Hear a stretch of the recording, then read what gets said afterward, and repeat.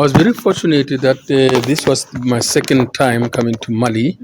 It started last year, and that was through the intervention of our ambassador and embassy, the South African embassy here, and the ambassador at that time was His Excellency Date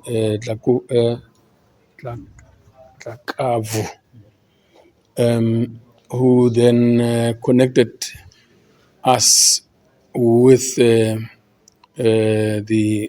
Mr. Aya to come to this conference. We were very impressed with the organization. Is totally up there, and we can learn quite a lot from the way they are doing it, especially because it's not just about Mali literature, but also they are looking at other writers from across the continent. And this year it was even much better in that not only were we discussing the literature and the books and the languages, but we were also discussing a formation or establishment of a network of literary events organizers. As you know, I come from South Africa. We organize the South African Literary Awards. We also organize the International African Writers Conference under the auspices of the Right Associates, which is a holding organization for all of those. Yes.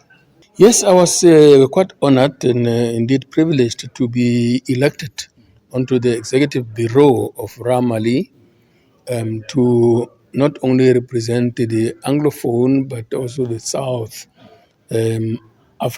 Southern African part of our continent. Yes, as you know, it is a network of literary events organizers. So we're going to work very hard to really integrate Africa in terms of all those events across languages that are spoken here on the continent. Not only the four colonial languages, but also locally indigenous languages.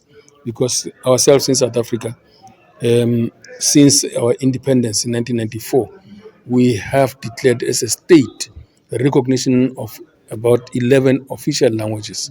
And we have even set up a Pan-South Africa language board, which we encourage other countries to do, especially now that most of or all of us are now independent. We have our freedom, that the cultural aspects of our freedom must also be promoted, and that starts with the language.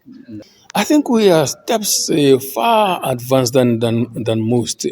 People do forget that the first and oldest university is on the continent of Africa, right here in Mali, in Timbuktu. Scholars from all over the world traveled here, and also Egypt, where they were taught philosophy, mathematics, science. You talk about people in Greece who, when they talk about them, it's as if they are the ones who taught us, but it's the other way around.